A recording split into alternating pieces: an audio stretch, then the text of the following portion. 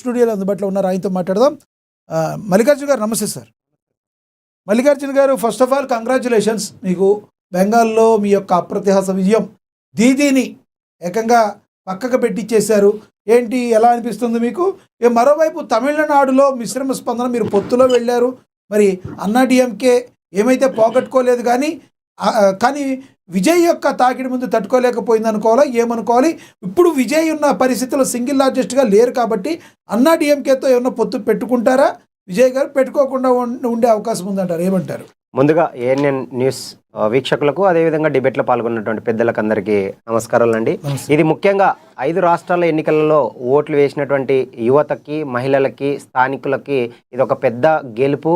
ప్రజాస్వామ్య చరిత్రలోనే ఒక చరిత్రగా మిగిలిపోతుంది. ఎందుకంటే ఈరోజు ప్రజల పక్షాన నిలిచి ఉన్నటువంటి భారతీయ జనతా పార్టీ నేతృత్వంలో ఉన్నటువంటి ఎన్డీఏ కూటమిని ప్రజలు గౌరవించడము, అదేవిధంగా ఆదరించడం చూస్తుంటే ఇది ఒక చరిత్రలో ఒక మరో మైలురాయిగా మనం పేర్కొనవచ్చు సార్. ఎందుకంటే ఈరోజు భారతీయ జనతా పార్టీ 2014 నుంచి 2026 వరకు చూస్తే దేశంలో ఎన్నో చారిత్రకమైనటువంటి విజయాలను నమోదు చేయడమే కాకుండా ప్రస్తుతం దేశంలో దాదాపు 21 రాష్ట్రాల్లో ఈరోజు భారతీయ జనతా పార్టీ నేతృత్వంలో ఉన్నట్టు ఎన్డీఏ కూటమి అధికారంలో ఉంది. ఈరోజు ముఖ్యంగా చూసుకుంటే 5 రాష్ట్రాల ఎన్నికలను చూసుకుంటే ఈరోజు ముఖ్యంగా ఫస్ట్ అస్సాం గురించి తీసుకుందాం. అస్సాంలో దాదాపు మేము సెంచరీ దిశగా అడుగుపెట్టాం. దాదాపు 126 సీట్లు ఉంటే మ్యాజిక్ ఫిగర్ 64 అయితే మేము 97 సీట్లతో, అంటే సెంచరీకి దగ్గరలో ఈరోజు హేమంత్ బిశ్వ శర్మ గారి నేతృత్వంలో ఈరోజు భారతీయ జనతా పార్టీ అధికారంలోకి రావడం నిజంగా చరిత్రాత్మకం. అదేవిధంగా ముఖ్యంగా వెస్ట్ బెంగాల్ లాంటి రాక్షస పరిపాలన కొనసాగించినటువంటి ఒక మహిళ మమతా బెనర్జీ గారు ఆ రాష్ట్రంలో ఏ విధంగా రాక్షస పరిపాలన కొనసాగించారో యావత్తు భారతదేశం మొత్తము ఈరోజు చూసింది. ఈరోజు సాక్షాత్తు ఒక డాక్టర్, ఒక మహిళ ఈరోజు ఆ మహిళని చారిత్రాత్మకంగా రేప్ చేసి చంపి అత్యాచారం చేస్తే మౌమిత దేబ్నాథ్ అనేటువంటి ఒక డాక్టర్ని ఈరోజు చంపి అక్కడ ఉన్నటువంటి గూండాలు కూడా ఈరోజు ఏం చేయలేరు, మా రాక్షస పాలనను అడ్డుకునే వాళ్ళే ఎవరు లేరు అని అన్నప్పుడు ఈరోజు భారతీయ జనతా పార్టీ నేతృత్వంలో ఉన్నటువంటి ఎన్డీఏ కూటమి కావచ్చు, ఆ విధంగా బాధితురాలైనటువంటి తల్లిగారైనటువంటి రత్నదేవ్ గారికి కూడా పానిహత్లో అసెంబ్లీలో ఒక సీటు కేటాయించి ఈరోజు ఆమెను గెలిపించడంతో పాటు అక్కడ ఉన్నటువంటి రాక్షస మహిళా పాలనను ఈరోజు అక్కడ ఉన్నటువంటి ప్రజలు ఈరోజు భారతీయ జనతా పార్టీ వైపు ఓట్లు ఇవ్వడం నిజంగా చరిత్రాత్మకం. ఈరోజు మేము స్పష్టంగా ఒకటే చెప్తున్నాం, ఈరోజు ప్రజాపాలన కొనసాగించేటువంటి ప్రభుత్వాలు మాత్రమే చిత్తశుద్ధితో ఈరోజు ఎన్నికల్లో గెలుస్తాయి. ఈరోజు తమిళనాడులో ఉన్నటువంటి డిఎంకే కావచ్చు, వెస్ట్ బెంగాల్లో ఉన్నటువంటి ప్రస్తుత party Mamata Banerjee party TMC కావచ్చు, అదేవిధంగా కేరళలో ఉన్నటువంటి ఎల్డీఎఫ్ పార్టీలను కూడా ప్రజలు తిరస్కరించాయంటే కారణం ప్రజల కోసం పనిచేసేటువంటి పార్టీలను మాత్రమే ప్రజలు ఆదరిస్తారు. ఈరోజు ముఖ్యంగా ఒకటే చెప్పాలి సార్, వెస్ట్ బెంగాల్ గురించి ఈరోజు యావత్ భారతదేశం మొత్తం భారతీయ జనతా పార్టీ నాయకులే కాదు, ఇతరత్ర పార్టీలు కూడా రాజకీయాలకు అతీతంగా తృణమూల్ ముఖర్జీ యొక్క పరిపాలనకు అంతం అందించాలి, చెక్ పెట్టాలని చెప్పేసి ప్రతి ఒక్కరు కోరుకున్నారంటే అక్కడ ఉన్నటువంటి టీఎంసీ గూండాలు కావచ్చు, మమతా బెనర్జీ యొక్క పరిపాలన ఎంత దరిద్రంగా ఉందో ప్రజాస్వామ్యాన్ని చీకటి రోజులుగా గుర్తు చేసే విధంగా ఉంది. కాబట్టి ప్రజలు ఈ రోజు భారతీయ జనతా పార్టీ గెలుపును కోరుకున్నారు. గెలిచినందుకు కంగ్రాచులేషన్స్. అదే సమయంలో తమిళనాడులో అంటే కొంతవరకు మీరు పొత్తులో ఉన్నారు కాబట్టి ఓకే. కేరళంలో మీరు బీజేపీ విడిగా వెళ్ళింది, ఎల్డీఎఫ్తో కానీ ఎవరితో కూడా పొత్తులో లేదు. ఎందుకు కేరళంలో మీరు పెద్దగా ఇంపాక్ట్ చూపించలేకపోయారు? ఒకటి సార్, ఇప్పుడు 2 రాష్ట్రాల గురించి నేను మీకు చెప్పాను, అస్సాం గురించి చెప్పాను, వెస్ట్ బెంగాల్ గురించి. ముఖ్యంగా ఇప్పుడు పుదుచ్చేరిలో దాదాపు 30 సీట్లలో మేము దాదాపు 20 సీట్లు గెలిచాము ఇండిపెండెంట్గా బీజేపీ, 3 సీట్లు అదర్స్తో. అంటే దాదాపు అక్కడ ఒక అలియన్స్ ఉంది, ఏఐఎన్ఐ ఆల్ ఇండియా ఎన్ఆర్సీ అని చెప్పేసి. ఇప్పుడు మనకు ఎన్ రంగస్వామి గారి నేతృత్వంలో ఆల్రెడీ బీజేపీ ఉంది. అంటే 5 రాష్ట్రాల ఎన్నికల్లో 3 రాష్ట్రాల్లో ఎన్డీఏ కూటమి అధికారంలో ఉంది. స్పష్టంగా ఈరోజు కేరళలో కూడా మేము బోని కొట్టాం. 2 సీట్లతో మా నాయకులు ఈరోజు తొలి గెలుపును రుచి చూస్తున్నారు.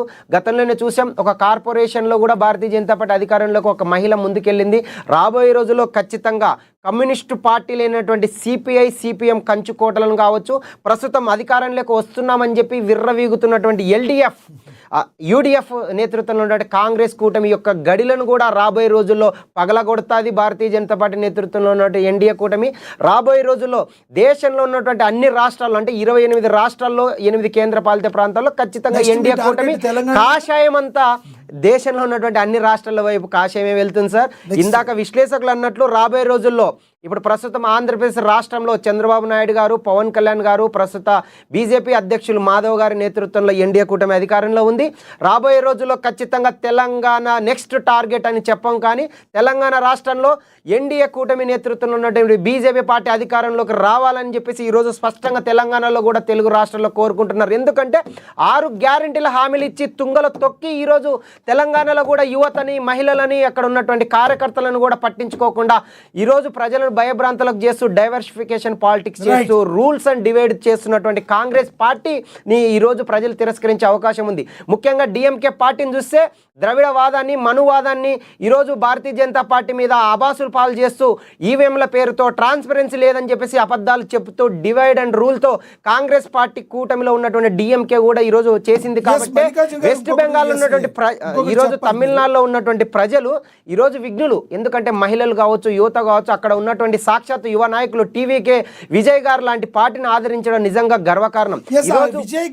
విజయ్ గారు మీ అన్నా డిఎంకేలో పొత్తులో మీరు బీజేపీలో ఉన్నారు. అన్నా డిఎంకేతో ఏమన్నా పొత్తు పెట్టుకుని స్థాపించే అవకాశం ఉందా, లేదంటే సింగిల్ అడ్జస్ట్ గానే ఆయన స్థాపిస్తారని ఇప్పుడున్న ట్రెండ్స్ బట్టి మీరు అనుకుంటున్నారు? ఇప్పుడు ఒకటి సార్, ట్రెండ్స్ ప్రకారం చూస్తే డిఎంకేని మేము కూడా ఓడగొట్టాం. ఏఐడిఎంకే నేతృత్వంలో ఉన్నటువంటి ఎన్డీఏ కూటమి కూడా డిఎంకేకి ఈరోజు పోటీ ఇచ్చింది. ఈరోజు త్రిముఖ పోటీ ఉన్నమాట వాస్తవమే. రాజకీయాల్లో ఏదైనా సాధ్యమే.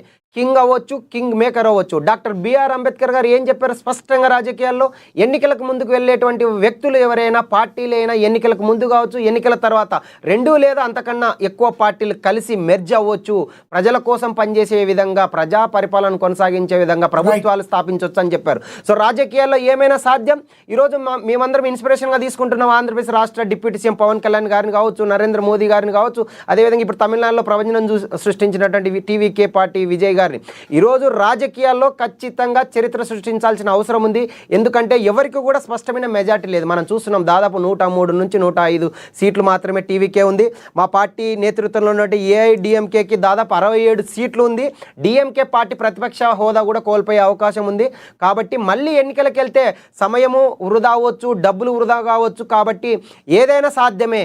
ఖచ్చితంగా టీవీకే మరియు అన్నా డిఎంకే ఏఐడిఎంకే నేతృత్వంలో ఉన్నటువంటి ఎన్డీఏ కూటమి ప్రభుత్వం ఏర్పడితే మేము కూడా హర్షిస్తాం. ప్రజా పరిపాలనను కొనసాగించే అవకాశం కూడా ఉంటుందని చెప్పేసి ఒక యువ నాయకుడుగా, గతంలో సివిల్స్ ప్రిపేర్ అయినటువంటి ఒక విద్యార్థిగా ఈరోజు పేర్కొంటున్నాం సార్. ముఖ్యంగా ఏఎన్ఎన్ న్యూస్ ద్వారా మేము ప్రజలకు ఒకటే చెప్తున్నాం, తాటాకు చెప్పులకు బెదిరపడేటువంటి పార్టీ కాదు ఎన్డీఏ పార్టీ.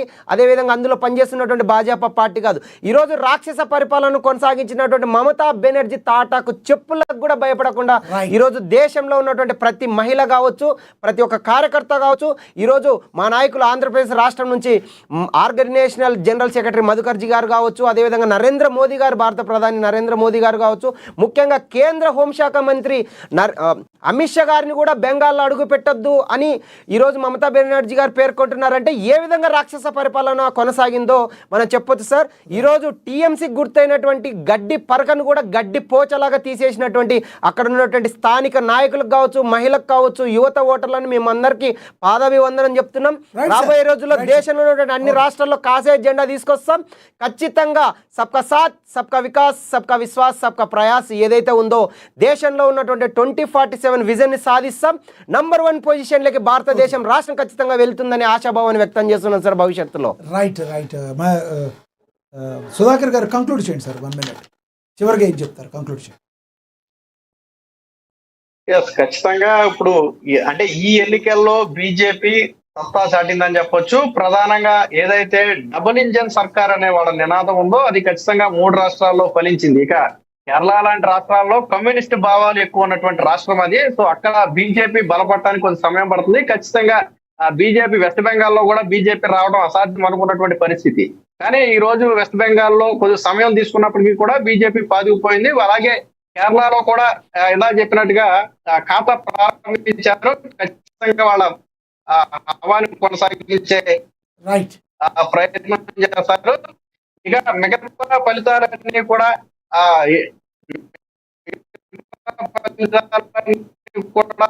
ఏదైతే ఆల్రెడీ పోల్స్ ఉన్నాయో దాని ప్రకారమే జరిగాయి. కానీ ఒక తమిళనాడు ఫలితాలు మాత్రం ఎక్కువ అయిపోలేదు. ఇప్పుడు విజయ్ గారు సరే రేపు ఎవరి మద్దతు తీసుకుంటారు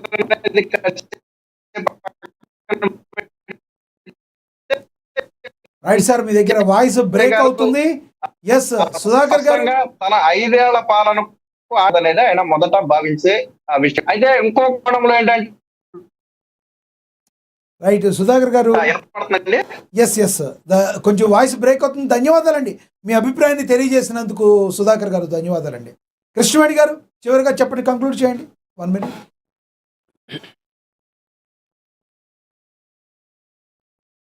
వాయిస్ మ్యూట్లో ఉంది చూడండి కృష్ణవేణి గారు, అన్మ్యూట్ చేయండి, మ్యూట్లో ఉంది.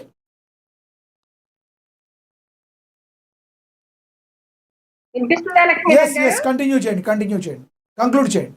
లక్ష్మీనాథ్ గారు, మనం చూసామండి మన ప్రధాని నరేంద్ర మోదీ గారిని ఒక రాహుల్ గాంధీ గారు మ్యూజిషియన్ అన్నారండి. ఏదో ఒక మ్యాజిక్ చేస్తారు, చేసి ఎలక్షన్ గెలుస్తారు అనేసి. కానీ ఒక ఫ్రీడమ్ ఫైటర్ లాగా కనిపిస్తూ ఉన్నారు. అంటే కాంగ్రెస్ హస్తగతం నుంచి ప్రజలు చిక్కుకొని నిజంగా ఒక బ్రిటిష్ పరిపాలనలో జరుగుతున్నటువంటి ఒక పరిపాలన నుంచి నిజంగా ఒక ఫ్రీడమ్ ఫైటర్ లాగా మళ్ళీ మాకు అనిపించింది ఏంటంటే